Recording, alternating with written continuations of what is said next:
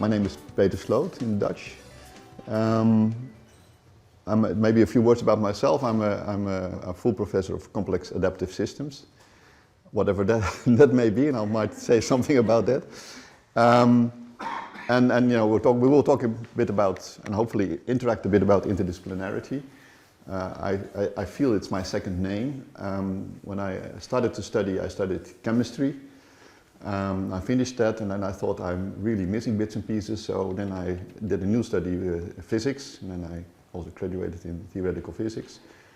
And then I worked at the Dutch Cancer Institute, you know, got interacting with a lot of people working in biology, and I found out that that was even more complex than the things I was doing before.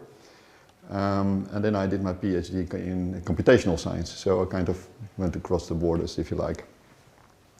So this institute is all about interdisciplinarity. And let me tell you the history of this institute. I think this is kind of a nice story. I was with the previous mayor of Amsterdam. I was in India, and together with also the board of the University of Amsterdam, and we were talking about the big problems that they are facing there. It's, you know, you think about traffic problems, you think about health problems, you think about all social economic aspects there. And Eberhard, the previous mayor, he said, you know, these kind of problems we also have in Amsterdam, of course on a different scale, but you know, I find it so hard to get the universities engaged in addressing those problems, because they're all in their own, you know, in their own disciplines, they're all in their own, behind their own walls, if you like, and what I need is all those disciplines somehow together. So we got back to the Netherlands, we discussed these things. We got Robert Dijkgraaf involved, whom some of you might know, and in the end we said, okay, we need an institute to stimulate this cross-boundary interdisciplinary research. Now saying that is so easy and it's so hard to do it. Just think of, you know, you bring a theoretical physicist to the table and you put a soft economist next to that, and you put a philosopher there, and you put someone from social science there. And then you hope something is going to happen, right? And that doesn't, actually. There's a lot of things happening, but not what you want. The communication is very, very hard in between those different disciplines. And so that's what we've been working on. How can we, you know, engage people in a way to really address those big questions? So let's first have a definition of what we think interdisciplinarity is about. It has been defined by the National Academy of Sciences of the US.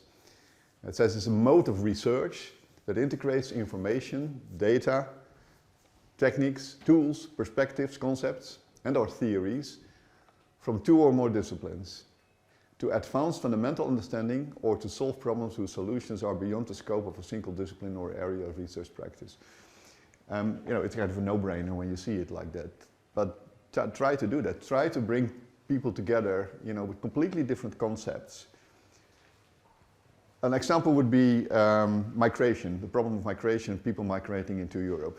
Massively complicated, massively, I would say, fuzzy thing if you start to study it. Sociologists, what they do is they try to register the NS1. They trace someone who comes in from Syria, crosses the boundary, crosses the mountains, you know, cat on a boat and comes here. So they have that story, they have those narratives, and they're crucial, they're very, very important. The economist says, okay, you know, we can only have so many migrants coming into Europe because of our national product and the amount of money we have, the amount of places we have, etc. It's a completely different scale of reasoning about those things. And how you bring these together is very hard, because there's this NS1 story versus this NS big story, you know, a large N story. And it's very hard to do these things. Yet there are solutions to that, which I'll probably say some things about. So examples are also, this is a beautiful phrase that I came across where they said, okay, you know, after the chemist and the biologist have concluded their description of the horse, the physicist said, let's first assume that the horse is a sphere. and it makes sense. You know, I've been in those different disciplines, so I know it makes sense. And because as a physicist, you know, you need this kind of, in order to solve your equations, you need this kind of continuous distributed things. And in order to get your Bessel functions, you need spherical coordinates. So from the physics point of view, it totally makes sense. From a biologist, he said, "This guy is insane," right? So how do you do that? So we need to bridge discipline scales and paradigms. Now, I think all the big problems that society is facing, whether we talk about climate change or we talk about social identity, or you name it, all those massive problems that we are confronted with every day. Yes, they are interdisciplinary. Yet our education, largely, apart from what's happening in the EES here, our education is very monodisciplinary.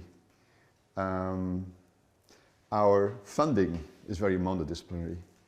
I can tell you endless amount of stories. I won't bother you with it, but I can tell you endless amount of problems, how hard it has been for me over the past 30 years to get funding for the interdisciplinary research. So our education is monodisciplinary, our funding is monodisciplinary, and the thing that's even making things really, really, really, really bad is our evaluation is monodisciplinary. So when you are part of the university society, you're on a tenure track, for instance, or for an assistant professorship or whatever. And what they will look at is how you publish in your disciplinary journals. And the moment you start to publish in interdisciplinary journals, there is this, and so research groups, researchers, institutes, they're all evaluated against disciplinarity and not interdisciplinarity. So that creates a feedback loop that people say, okay, they shy away from those interdisciplinary approaches. So these three things, education, funding, and evaluation, they're all monodisciplinary, where our big problems are interdisciplinary. I think that's the biggest problem we have to solve. That's not so you need that science policy, actually, that you were talking about, Natasha, we need that. So, so we need to break down those walls between the disciplines. And so I think there are like 4 things that we really need. One is we need a common problem.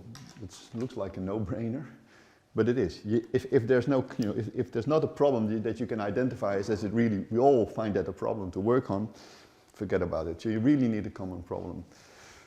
Identifying the problem, characterizing the problem together is already a pretty big effort. I might say some words about that. And then you need a common language to start with. So, like I said, if you bring together a physicist and a biologist and a philosopher, nothing much is going to happen. If you don't provide them with a common language that at least they understand from each other what they mean and what they want to say. If the physicists start to talk about Bessel functions and biologists start to talk about something, completely unrelated to that, how can they ever get together to describe that horse, right? So you need a common language, and that language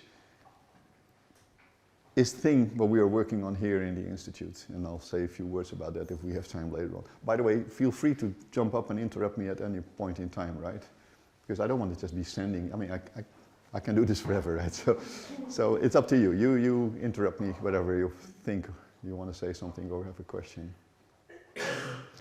Okay, the third thing you need, and I think that's really underestimated, is you need a common place to meet. So that's why we have this institute here. There are many initiatives in the university. We're all, and it's kind of done nowadays that you talk about virtual institutes. I think, how can I say that in a nice way? It sucks, it sucks. It really doesn't work. Virtual institutes are good on paper, and you probably can, you can twist some arms to get things going there. But you really need a place that people recognize, that they can meet, that they know that they can come across people of the same mindset, not the same discipline, but the same mindset to talk to and meet. And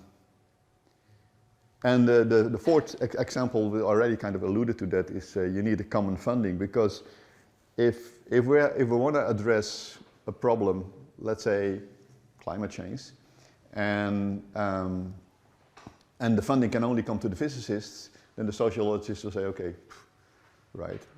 But climate change is also a social problem. It's a political problem, a social, ethical problem, you name it. So you need funding for all those different aspects, and we don't have that. We don't have it. It's a big problem, and I'm very happy that you initiate something across our universities to think about these things and maybe put some power in convincing people that we need to change that. So let me give you an example.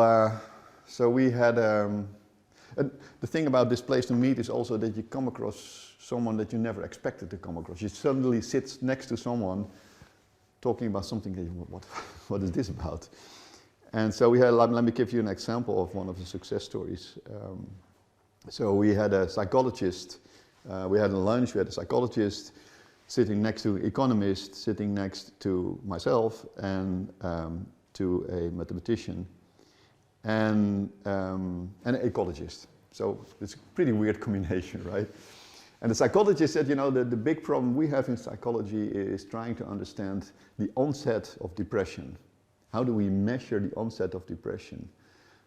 We know when it's there, we know it's not there, but how do we measure that transition? How do we quantify that transition? At that moment, the physicist directly jumps up, of course. You know, we think about transitions, we think about first, second order transitions, we think about phase diagrams and all those things. So, you know, we can do that. So we started to talk about these things. And then the ecologist said, well, and the ecologist was, by the way, was Martin Scheffer. He said, well, I have seen these phase transitions that you guys talk about in the lakes in the Netherlands. And he published about that. And he published a paper on it. It's called tipping points. So it's about measuring how a thing will tip from one place to another. I find, to cut a very long story short, 3 days later, we came up with a model to describe the signals that are an indicator for depression, where depression is actually a tipping point in the state of the individuals. And that has been published in Science. So this is an example where just, you know, some coincidence, people get together, they're open-minded. That's, maybe I should make the bullet here 0. Be open-minded, right? Because, it's so crucial. It's so crucial. You have to, okay, so that's essential, that you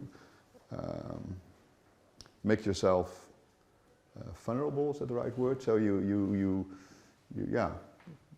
don't show, well, make it such that someone can really criticize what you're saying and be okay with that. That's really important. What we do here is when we ask people to talk about their problems, the science that they're doing, we don't really ask them to tell what they know. Because I always say, you know, if I want to know what you know, I just read your papers or read your thesis or whatever, you know, then I know what you know. What I'm interested in is what you do not know, right? And if any advice, the best advice I can give, if you want to kickstart interdisciplinary discussions, is that. It's just for someone to say what he doesn't know, what he or she does not know. Because that moment, everybody will be on the tip of his chair and say, okay, maybe I can think about it, maybe I can contribute to it. But if you start sending, like I'm doing now, okay, that was a silly remark. But you know, at some point, yeah, you really have to engage people by saying what you do not know. Okay, so any question, remark at this point in time? Well, yes. maybe kind of joining in with your 0, your addition of making yourself vulnerable. I think what you've been very nicely describing also with the example is maybe also being able to reflect on the often implicit assumption of your own disciplinary approach. So in your case, like psychology, thinking about depression as having this one factor, causal factor contributing to it, and then as soon as he starts questioning that and opens it up to another approach, then a kind of a complexity science approach like yours might weigh in. But if he or she is not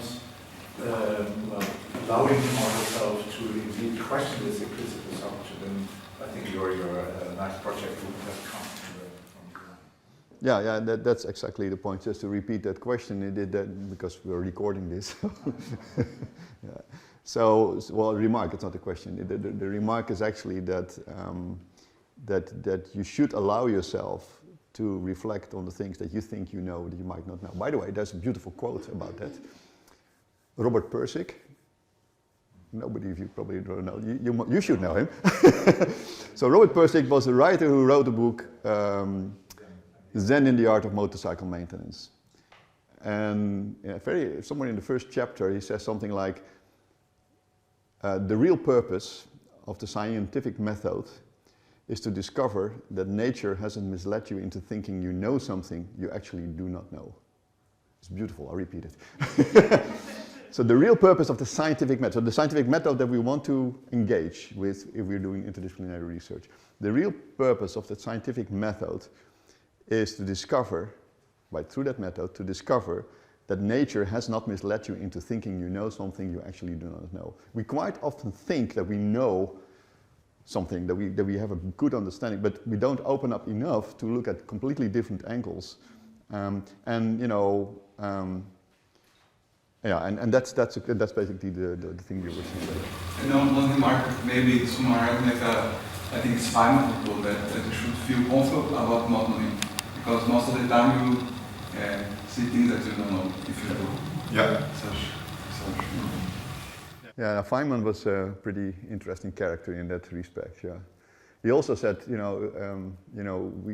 there's space enough at the bottom. And what he means with that is that you think you understand something, you have looked at it, but there's so much underneath it that you have not studied at all, and that might be much more fundamental to better understanding there. Which brings you to, of course, the discussion, and I don't know what you guys think about that, is the disciplinarity versus the monadism, the interdisciplinarity. And we have to ask ourselves that question also, right? So, if people come to your table and they have no disciplinary knowledge, only interdisciplinary knowledge, is that okay? This is a question I'm asking you. I'm playing my game now. Or in theory, how we want it to be or how it actually is? So assume, we're talking about migration from Syria to here and from Africa to here. And I want to get a group of people around my table. Would I go for people that, what would happen if they don't have disciplinary knowledge? There's no one, whatever, psychological, sociological, you name it, economical, but they just know the big problem. They're like you, they have read the newspapers. So, I don't know, what do you think about that? How is that balance between disciplinary and interdisciplinarity? I think in many cases it would be good if you have both, because, well, if you do something interdisciplinary, I work interdisciplinary a lot, and I know things about a lot of disciplines now, a little bit, but I don't know enough to really know everything. But if there's only people like me about those other disciplines next to my own, we might miss a lot of things. So if this expert is not there, then we could be reinventing the wheel, doing very naive things or missing important stuff. But having a couple of people who really oversee the entire problem, maybe without in-depth knowledge, can also be very helpful. Yeah. But then you separate these two things. Then you say there are disciplinary people and interdisciplinary people. Yeah, well, I consider myself sometimes a bit both. I mean, I have my discipline where I'm an expert in, but most of my research is interdisciplinary. So, I mean, you have that too, but I'm not sure if you can always have both in people. Maybe the millennium will have this fully interdisciplinary, but now everybody starts with a field and then move into, not everybody, most people start with a specific field and I felt attracted to interdisciplinary talks and we move on. But maybe the new young people, they already get everything nice. So. Yeah, I have a point. One thing is that I read quite some papers in the interdisciplinarity, and the importance of disciplinarity is often emphasized. To have overarching interdisciplinary insight, it's good to have some disciplinarity to strengthen your own discipline, so that you can have so that you can notice your own perspective and get the general academic skills that can help you to recognize other perspectives. So that's why we also have the idea of the T-shaped, we call it professional. Yeah. But I was also thinking there are also papers that really scrutinize the concept of the discipline and thinking all the boundaries, all the established disciplines what do they mean? Is it possible to have something like totally from scratch? So I was also thinking about how much kind of like a common sense or the common knowledge, like the newspaper knowledge, help in this. Yeah. So I don't have an answer, but I think it's interesting to think like how the general people, the public. Yeah, I'm with you. So yeah, I'll get back to you. This brief reflection already. The common knowledge. So how can we make use of that?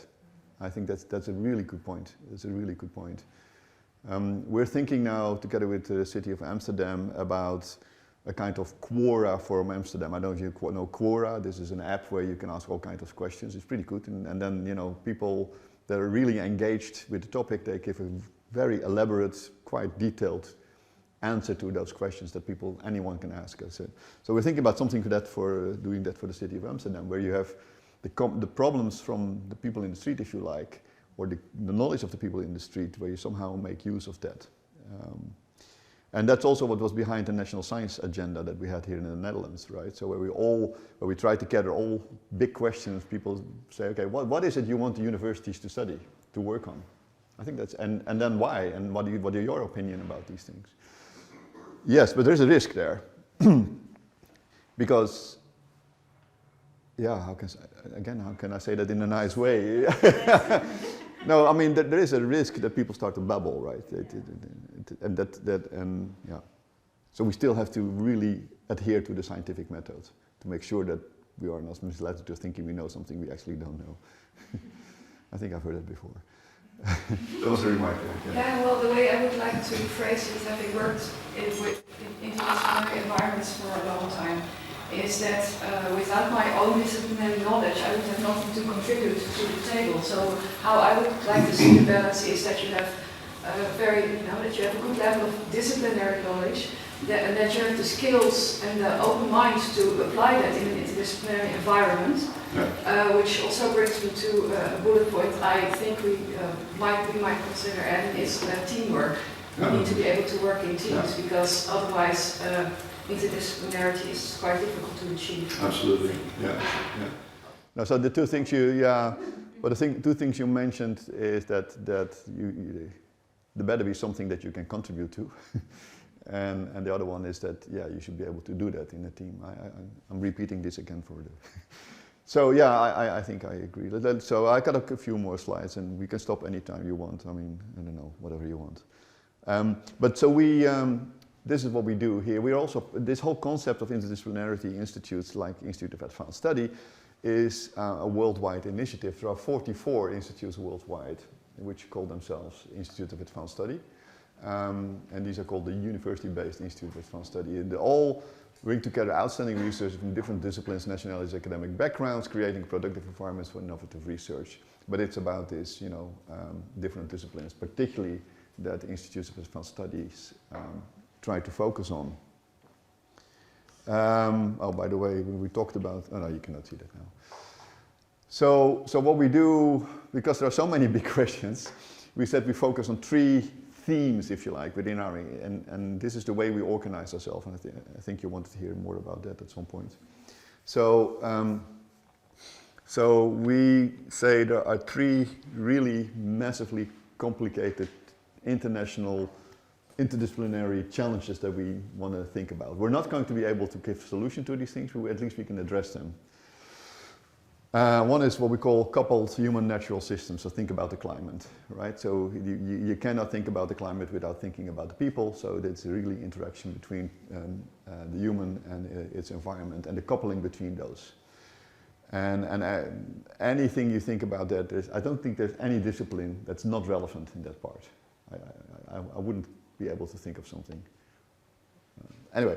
The second thing is dynamical social systems, including things like mobility, things like what is a city, or why do we have cities, what are the consequences of having cities, but also aspects as migration that we mentioned, and health systems, which is again one of those absolutely massive problems. There's no way we can keep up our health system in the Netherlands in the coming 20 years as we go on like this. We know that. Everybody knows that. But who's working on it? Nobody is. this is what we found out because we started to do this.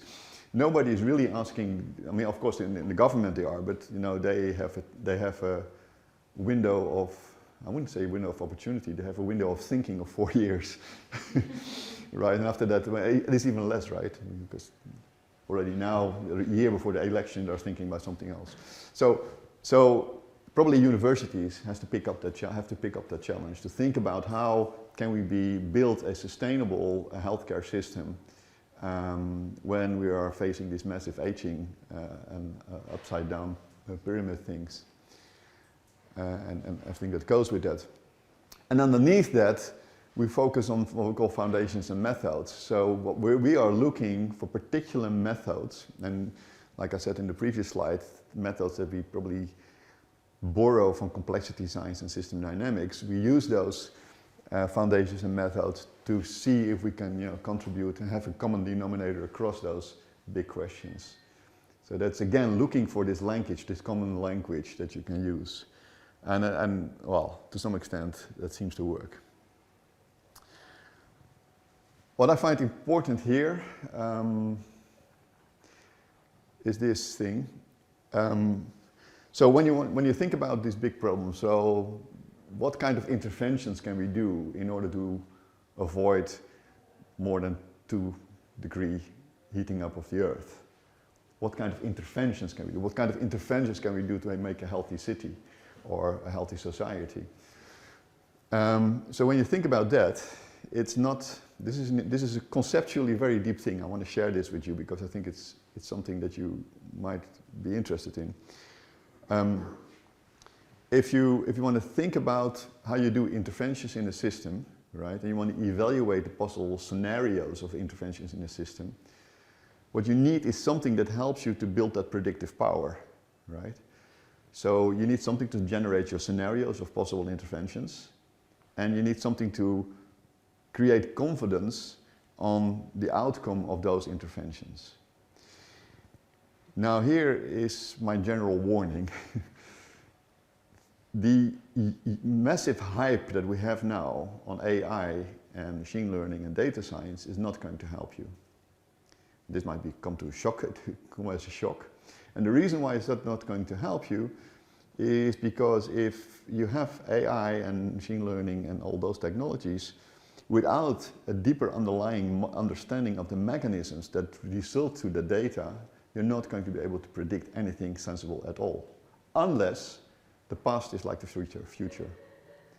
Because all those methods that everybody's working with, that we put billions in the Netherlands, billions of euro into, all those methods, they use data as a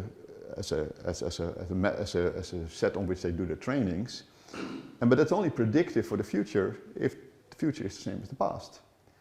Unless you can really uncover the underlying mechanisms underneath the thing that resulted in that data, right? And so that is a thing, and if you want to do interventions, the point is then the system for which you had the data is not the same system anymore, because you have done an intervention. And it's so simple thought, and it's so true, and we all forget about these things. And so the massive success of those methods is because they work on systems that are not changing over time, right? But if you really want to understand systems that change over time and the consequences of interventions in such systems, you need underlying mechanisms to really understand what it's about. Anyway, so that's a message that I want to give you. So I promise to say a few more words on how we are organized. And then I'll stop, unless you want me to go on. So we really have a high ambition with this institute, and this you can see from this board of people. So we do have a scientific board, and we have a scientific advisory board, and we have a board of trustees. And the difference between those is not very big, apart from the fact that these are really scientists, and these are more, I would say, of course they have a science background, all of them, but they're more into how science and innovation actually gets into the society. And for us, these are very important people. For instance, Charky is currently still the president of the Central Bureau of Statistics. So these guys are really important for us. He, by the way, is a Nobel laureate. Femke, you know, is our mayor. She's the chair of the OECD. And Ratan Tate is an entrepreneur, of course, from Tata Steel, you might know him. And he actually now and then jumps on this plane and comes here. So it's kind of funny. He takes his private jet and then he lands in Amsterdam and he comes here. So that's cool. And these people, they're all scientists. And for us, it's very important. So I meet with those on a regular basis. And try to explain to them what our problems are, how we are approaching things. And none of them, even though this guy just got the Nobel Prize in biochemistry, even though they're very disciplinary in the way they get their credits, I would say, they're very multi and cross and transdisciplinary thinkers. David Krakauer is the president of the Santa Fe Institute in New Mexico, which is the place where complexity science started. And if you want to do this science linked to the university, you have to make sure that you do connect to the university constantly. You cannot do your things just in isolation. So what we're doing here is each faculty, as we call them, department faculty, from social science to economy to this is dental, this is the medical center, etc., science faculty. Each faculty is represented by a particular professor from that faculty, and I talk to them every month, and sometimes even more frequently, and they give advice and they also reflect on what we are doing. This is crucial because then you connect back to the people that in the end have to make the decisions, like the deans, right? And they have to pay for all this kind of research. If you want to change those 4 things that I mentioned, the requirements, to get interdisciplinarity going, including the funding, you better be sure that those guys also understand what you're doing. And therefore, you need this kind of mechanism to make that work. I think I'll stop after this slide. One more slide and then I'll stop. So these are some examples of things that we're doing. In any no particular order. So the socioeconomic inequalities in health, we are studying that. So that was the question. Again, everything is driven by a question. We're not just doing science for science, even though we like that also, but it's really trying to get our hands on understanding some real particular problems. This problem is the problem of why is there this massive increase in diabetes in cities, in big cities like Amsterdam. It's way steeper than any analysis would have expected.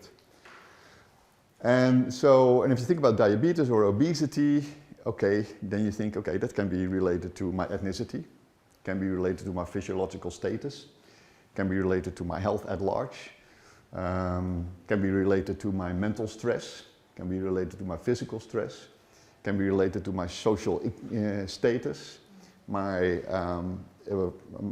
money I earn, the problems I have with my family or not. So all those things, all those aspects together somehow should contribute to the solution or the understanding of why this massive increase in obesity and diabetes is happening. So what we did there, as an example, is this is a funny story actually. So we started to talk to people that should know the disciplinary people, the people that have the expertise. So we talked with medical anthropologists, we talked with field workers, we talked with medical doctors, GPs, you name it. We took a year to talk to those people. And we asked them 2 questions. One is, what are the components that you think will contribute to have a better understanding of diabetes prevalence in cities? And so they came up with a list of things. And the second question is, what are the things that we did not consider yet where you think you can point us to? And so they gave us names of other people, and so that kind of exploded, right, in the number of people that we started to talk with. But at some point it basically there was no more. And that was a moment after a year we said, okay, maybe we got all the aspects now laid out. And then we tried to make this kind of system dynamics model, which I cannot go into now, to really find correlations and causalities in what they were saying. So yes, if you earn less than this amount of money and you live in that part of the city and you have so many children and blah, blah, blah, blah, then the likelihood that you will spend less money on going to the gym and eat unhealthy, because you can make this kind of correlations and what kind of first order logic analysis of that. And so after a year we had that, and then we started to build, and then we have cohort data. Particularly in Amsterdam we have a beautiful cohort, it's called Helios. And there's 20,000 people where we know all those things from, and then we can actually fine-tune those models a bit. Okay, that's one way to do this kind of research. Another example is work that we did on criminal networks. We do a lot of network science. If you want, I can talk more about that, but I don't think we have much time for that. Because it's a common language. Network science is common. You can talk about networks with a biologist thinking about protein networks, and you can talk to a sociologist thinking about social networks, right? And they are connected. So what we did there is trying to see what kind of interventions do you need to do in order to bring down this massive amount of cannabis crime that's going on in the Netherlands. So every week the police dismantles about 30 locations in the Netherlands where they have illegal cannabis production every week. Why is that never going down? Why is it so much? Why is it still there, even though they do the interventions? Well, we figured out why that is. If you want, I can talk about it in another point in time. But so that is the thing we do there. These are just examples, right? We have a new project. This is, by the way, that project was funded by National Science Foundation, NWO, and by the municipality. And I need to say something about funding because it was one of my 4 points. This project was funded by at that point in time, the police in The Hague, and later on by the Dutch police, because we have a transition to a national police, by the national police, and later on also by NWO, so from 3-4 different places. This project is completely funded by the University of Amsterdam. University of Amsterdam has a thing we call research priority areas, where they want to bring together disciplines. That's what we talk about today, right? And so there the research question is, we see this massive increase in unhealthy, mental unhealthiness, particularly related to cities. Do we understand what's going on there? And then you get your newspaper knowledge that, yeah, of course we think it could be pollution, it could be crowdedness, it could be noise, you name it. But okay, let's see if it's really like that. Let's sit together, let's find out what are the stressors that result in mental unhealthiness. And how is that related to the city? And can we measure that? Can we quantify it? Can we do science with it? So this is a 2 times 5 year project, just started, just this year. And then we do work which is paid by the inspectorate. So that's the people that determine how we are teaching our kids from the ministry. And the municipality again of Amsterdam. And that's about how school choice is happening. So what are the determinants, if you like, on which parents decide to which school to bring the kids to which school, which is a function of location, convenience, but also could be religion. It could be, whatever kind of reasons you have there. And can we understand that? And can we quantify it? And can we measure? And can we avoid that these get, very aggregated or segregated particularly? So can we make it more homogeneous, and what is needed for that? Anyway, I think I should stop here because otherwise I'll be talking forever.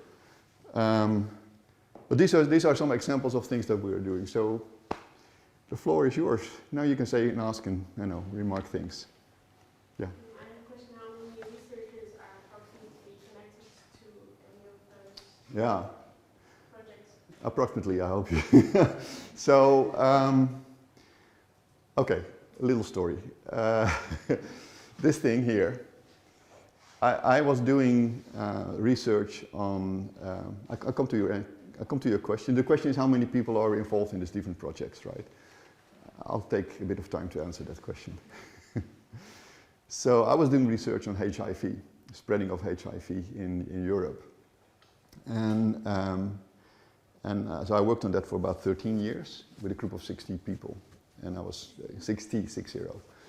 I got 3 European projects to fund that. So it was was a massive amount of work, totally interesting, totally cool. I'm happy to talk about that another time. Really, really cool, because you really need to think about what's happening on a molecular level, on the social level. Anyway, we did that work. And then I was invited for some big event where I could talk about that HIV research.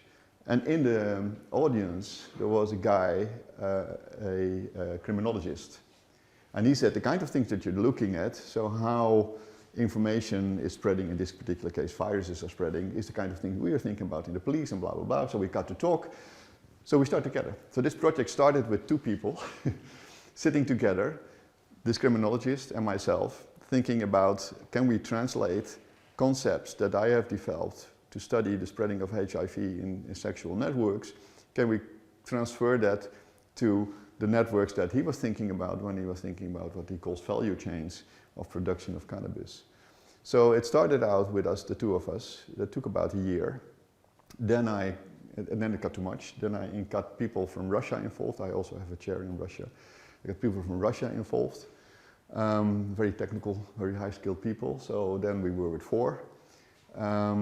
I also spent some time in other places in the world, like in Singapore, and there were some people who were very good in data analysis. I got those involved when we were 8, about 8 or 9. And then we got serious funding from the police, like I said, in The Hague, and then we got funding from the National Science. And I think at this point in time, I don't know, I would add up to something like 30, 40 people, different bits and pieces doing things on it. Also, TNO is also now involved in this. TNO is our, I don't know what it is, how to describe that, applied science, if you like. So these are breathing organizations, and what binds them is the question and this location here. So it comes back to the same thing I was talking about. That thing currently is not that many. I think we are there with 6 or 8 people or something like that working on that. And there's 2 PhD students, 1 postdoc, and there are some supervisors. This we just started. There are 3 faculties involved, and all in all, I think about 20 people now, but that will grow. We just hired 6 new PhD students on this. And this is relatively small, it's like 4 or 5 people. So how can you engage with the Institute of Advanced Study? Hopefully as much as possible, and how is a different thing, of course. So first of all, if you're interested in what we're doing here, and like I said, these were just some of the examples, we're doing more things. Also more technical things, or more deep things, and more deep in terms of disciplinary, if you like, but all to answer the bigger interdisciplinary questions. So if you're interested in somehow know what's going on here, we have events there where you can share, where you can join. Just let us know. We put you on a mail list, and you get our newsflash, and so you know what's going on. You can be part of it. You can also organize something with us together. So we do have what we call think tanks. So if someone has a real big question, a real big problem, we organize an event on that. These will always be relatively small events, 12 people, 14 people, because we found that that's the most healthy size to really get things going. It's like, so if this is already too many. I think really like 10 or so works very well. So we can organize together with you if you have an interesting question. We can discuss it, and we can set up a think tank. We also, if you are a staff member of one of the universities, you can be a fellow. We have a fellowship program for people within the university, but also outside. So currently we have 9 or 10 fellows, out of which 3 are from the university, and the rest is from different places in the world. Yeah, these things. So there's a lot of opportunities. Yeah. And actually, I just already mentioned to Natasha that we are thinking about making more bridges to the Free University. Because what we are doing is of course not bounded to the University of Amsterdam. Yeah. There's a question about the common language. Yeah. How do you ensure efficient communication with all those different disciplines? You already mentioned network science. Do you have other examples? System dynamics. So system dynamics is very intuitive. It takes me 20 minutes to explain to you what it is, and then you can do it yourself, well, more or less, right? In different ways. And the nice thing about system dynamics, you can do it very deep. You can really, program things and blah blah blah, and do the calculations and stuff like that. But you can also do it on a high level where it helps you to build what we call causality maps. And anyway, so that's another thing. But it all starts by someone that says, "I don't understand this," and that's when everybody suddenly jumps up and say, "Okay, but what about this? What about that?" And then we try to make build some structure in that. Look at causalities and correlations and things like that, and make mind maps of these things. But then those mind maps, we make them executable. That's I think which makes it unique. But it's an ongoing challenge, right? Yeah. So I think here is a great environment also for asking general principles for complex systems. You didn't mention here, but yet each group has a different approach, but they all belong to complex systems. So you think here could come with a big theory in the end for complex systems, like information theory approach or things like that? Yeah. So we have, it's one of our hobbies. So we did not plan this, but here you go. So the way, there's a lot in this picture, but I'm not going to explain the whole thing. The way we want to think about all those big problems is that somehow you should be able to find how things are connected to each other, and for that you need like a network description of how that connection is happening. Now network science is of course booming, right? There's lots of stuff going on there. And we know things like, if the heterogeneity of the components that are interacting with each other, if that's high enough, and if the coupling is not too strong, then you're in an area where all kinds of nice complex phenomena are happening. So we can actually quantify that and we can calculate and we can reason about it. What we are thinking is, no, I'm not going to do that. What we are thinking, the way we look at this is we think to describe this is to describe it how information is propagating through those networks. In the case of HIV, sexual networks, it's a virus. But you can think of that as information, right? A virus is just a package of DNA or RNA, in the case of HIV, RNA, which is a bit of information that just progresses across the network. If you think about social media, it's a network, and you can ask yourself the question, how is opinion as an information spreading through that network, and how is that the function of the topology of that network, which is, topology is the heterogeneity versus the interaction. So we are working on foundational methods to describe information theoretically, how information is propagating through those complex systems at large. That was about what you were asking. Whether this, of course, it's a practical reason that why this exists, but if you stay here for 20 years, you can come with a big theory for the whole complex systems in such an environment. So if this is one goal. So we do believe that that's the way to go, and we're actually making real progress there. So yeah, I dare say that that's at least our ambition, to come up with a very foundational description of how these complex systems can be described. Right. But this, I'm happy to talk about that offline a bit more. I was wondering about what you were saying earlier, these multidisciplinary or interdisciplinary generalists, and also I was triggered by this term I saw earlier, slow science, because of course when you mix more disciplines it becomes so much slower. And I was wondering if in your institute you use people who are more process-oriented in helping accelerate collaboration. For example, like in business we call them Scrum Masters or creative facilitators. Do you work with these people and how do you integrate them into the process? Amazing, you guys asked the real right questions. So, so that's one of the biggest challenges we're having. Let me be very clear about that. Slow science, we think that's important. We think that it's important to pull people out of their regular environment where they need to publish, where they need to get papers done, where they need to get projects written, where they need to supervise, do all those things that we scientists do. But then at some point you just stop thinking, right? Because you're just, it's this rat race that we're all in. So we want to create an environment where people don't feel that pressure. And it's amazing how difficult it is. Because the moment you get people together, scientists together, they start to think about projects and they just go back to that, you know, it's almost like a strange attractor, right?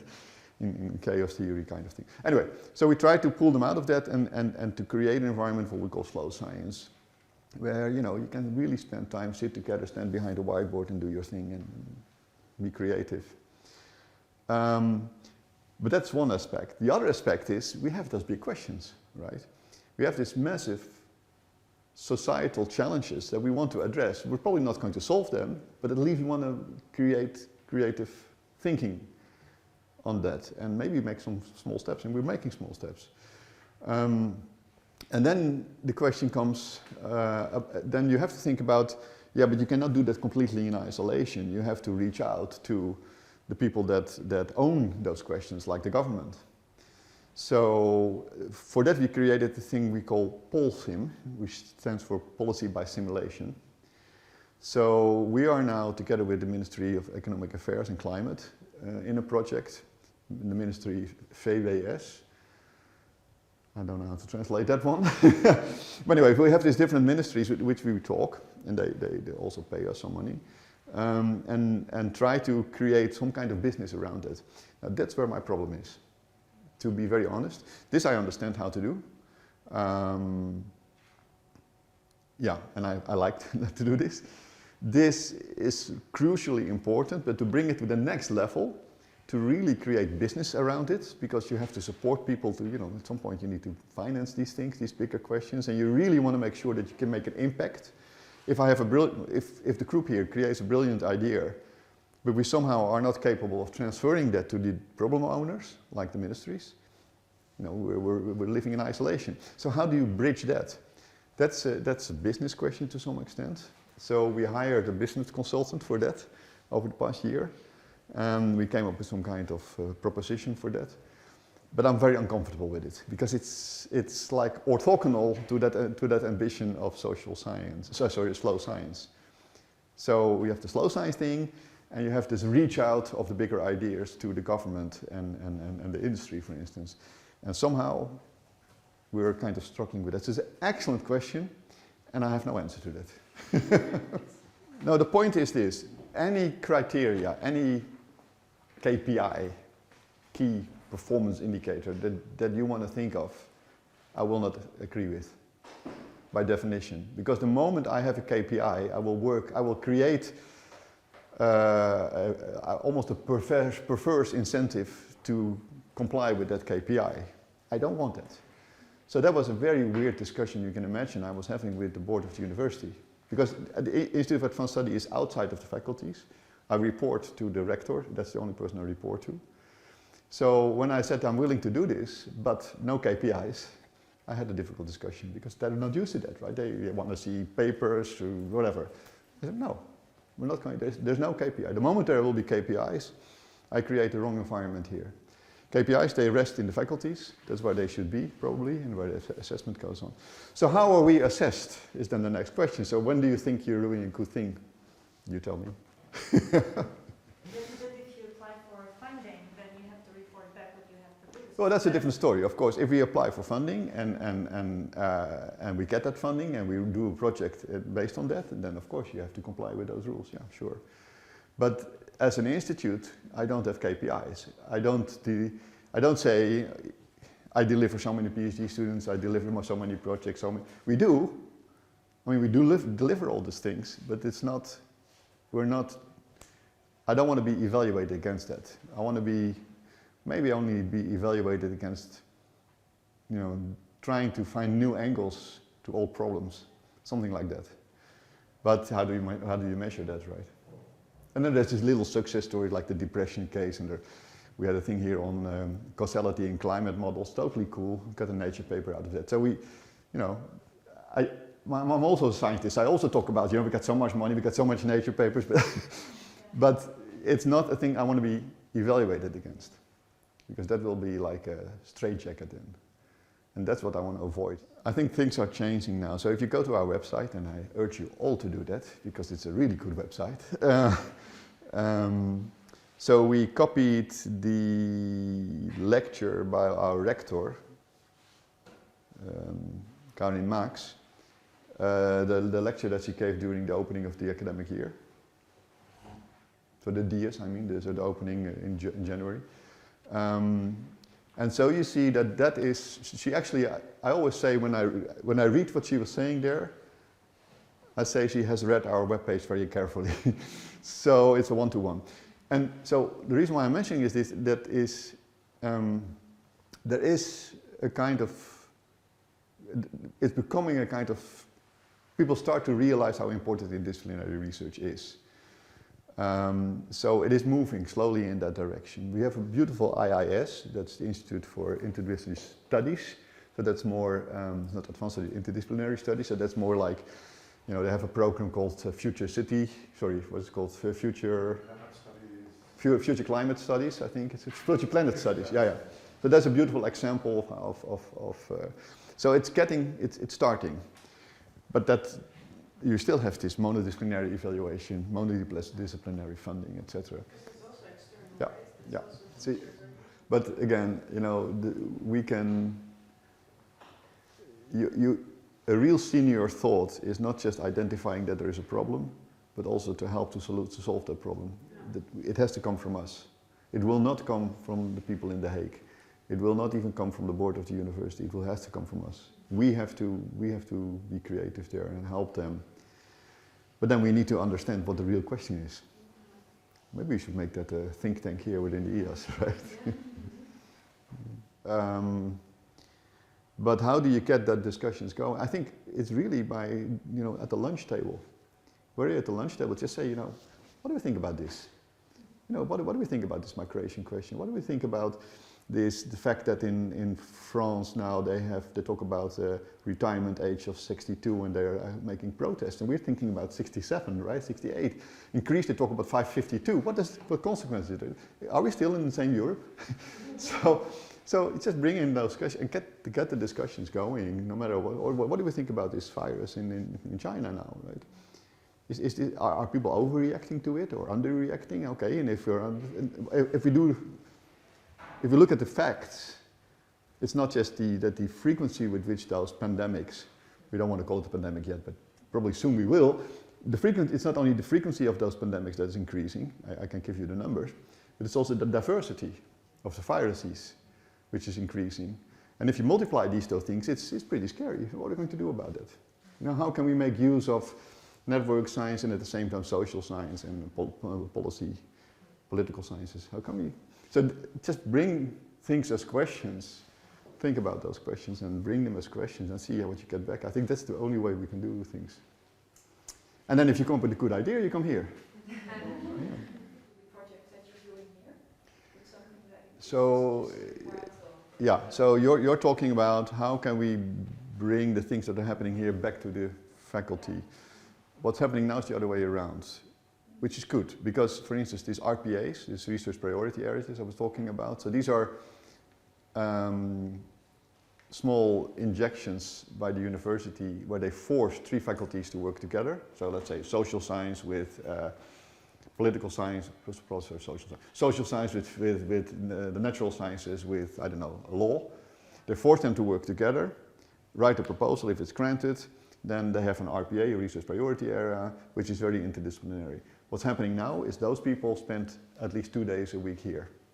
So we have, I don't know how many research RPAs coming on now, and most of them at least have expressed interest, but some of them are already here. Like on Wednesday, we have a thing we call Mental Wednesday, which is basically the urban mental health people that sit here. Mental Wednesday. Anyway, but that is the way we do it. Yeah. So the satellites are created in the university and they come together here. So that's one way to do it. Going back from here to that's, I don't know, yeah. We have student assistantships, about 10 per year. And we create little ecosystems where we have a senior scientist, someone that comes with the question, with the problem owner, and we bring two master students together with that. And the second thing we do is we have what we call Student Excellence Program. where all those people from the different faculties, they come up with their most, exciting student. We make a selection. We have now 10, and they work here in the institute on their master thesis. So we have students, assistants, working together in little ecosystems around problems, and we have this student excellence program. So yeah. 1 hour and 20 minutes. More than enough. Okay. Thank you.